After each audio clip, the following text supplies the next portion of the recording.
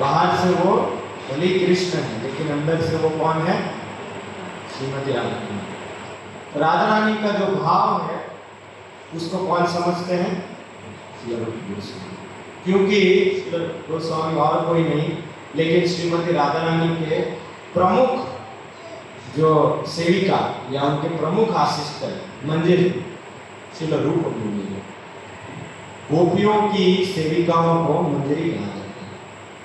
तो श्रीमती राधा रानी क्योंकि गोपी है तो उनकी सेविका श्री रूप मंजरी प्रमुख सेविका, वो उनसे ज्यादा उनके हृदय को कौन जान सकता है? राधा रानी को हृदय को अगर सबसे अच्छा कोई समझता है तो वो कौन है? रूप मंजरी। और रूप वही रूप मंजरी, वही राधा रानी प्रकट हुए चैतन्य महाप्रभु के रूप में, और वही रूप मंजरी प्रकट होते हैं श्री रूप गोस्वामी के रूप में। और वो चैतन्य महाप्रभु के आंतरिक उद्देश्य को जानते हुए वो इस संसार में उस उद्देश्य का प्रचार करते हैं। इसलिए हमारे संप्रदाय में जो भी भक्त हैं उनको क्या कहा जाता है? रूपान। रूपानुगा विरुद्धा सिद्धांत द्वांत है। भक्ति सिद्धांत सरस्वती महाराज के बारे में बताया जाता है। रूप गोस्वामी के विरुद्ध में जो सिद्धांत है उसको वो काट देते हैं।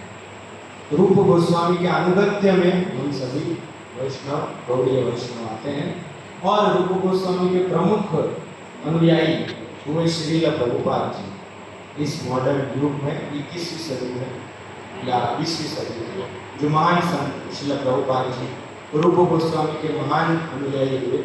इसलिए जो इस्कॉन के भक्त हैं उनको क्या बोलते हैं? प्रभुपाद अनुगत। ऐसे रूपानुगत, ऐसे प्रभुपाद।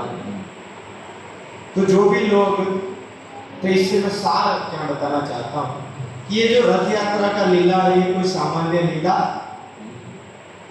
रथ यात्रा का जो उत्सव है ये वास्तविकता में भगवान कृष्ण को परम आनंद प्रदान करने का, श्रीमती राधा रानी को परम आनंद प्रदान करने का, राधा कृष्ण की सबसे महत्वपूर्ण सेवा का ये उत्सव है। और ये गौड़ीय वैष्णव संप्रदाय के लिए ये वास्तविकता में सबसे बड़ा उत्सव है। और चैतन्य महाप्रभु का जैसे भगवान कृष्ण ने है ना, भगवान कृष्ण के लिए हम कई उत्सव मनाते हैं, है कि नहीं?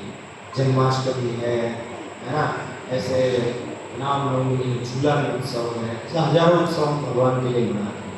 लेकिन एक उत्सव भगवान कृष्ण ने स्वयं मनाया, सारी व्यवस्था खुद की। वो उत्सव कौन सा था? आपको पता है?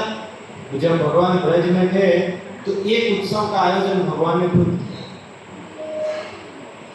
अभी अभी मैंने बताया है गोवर्धन पूजा।